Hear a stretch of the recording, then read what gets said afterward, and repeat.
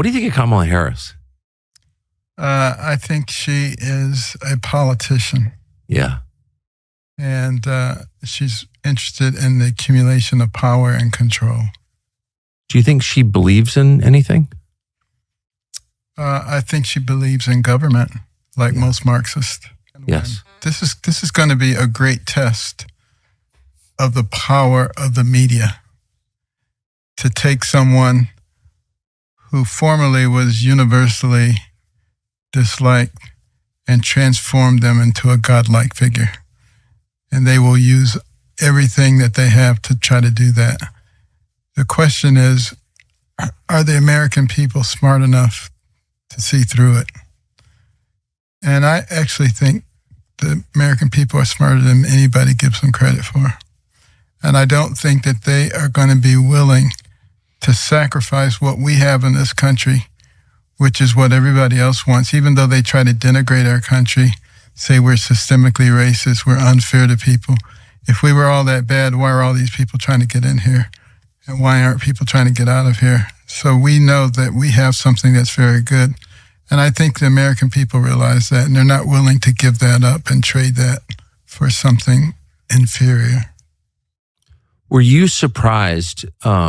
It's interesting that you said the media are the key for Kamala Harris. Were you surprised how quickly the media pivoted from basically forcing Joe Biden out of his job to adoring and worshiping Kamala Harris? No, that didn't surprise me at all. Because I've been watching the media for a number of years, and I see how they're like a flock of birds. Have you ever noticed a large flock of birds, and they all turn at the same time, and they all go, and you say, how in the world are they doing that? They almost have this cohesive communication, and they work together. I accused one of the media of that about a week ago, and they said, how can you say that about us? Then I started talking about how they use the same language within minutes of the time that something comes up. Is it just a coincidence that they use the same language and the same phrases? They had to admit that there probably was some degree of cooperative work going on there. Do you think that there's coordination, or it's a conspiracy of shared instinct? They all have the same worldview. Both. I think both of those things are going on. But there's no question that they have lost their original intent. The media, the press, is the only business that's protected by the Constitution.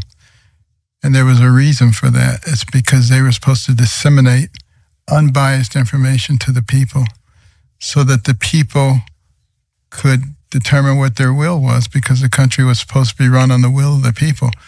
Now, the Europeans thought we were crazy. They said, you can't have a nation that's run on the will of the people. You have to have a monarch. You have to have a ruling body.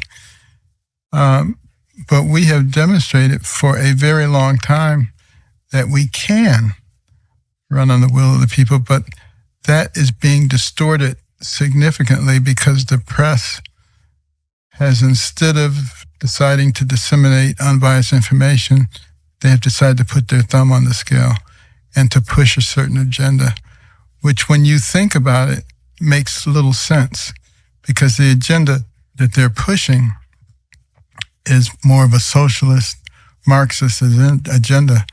Well, what do socialists and Marxists do when they get in power? They control the media. It's almost the first thing that they do. Yes. So they're digging their own grave.